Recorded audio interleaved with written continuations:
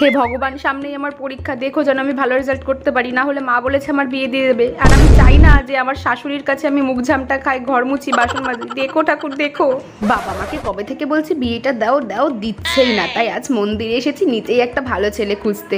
TV সিরিয়ালে কত দেখেছি, সব বড়লোকের ছেলে পেলেগুলো মন্দিরে আসে। উফ, কি যে ভাবনায় মজা হচ্ছে।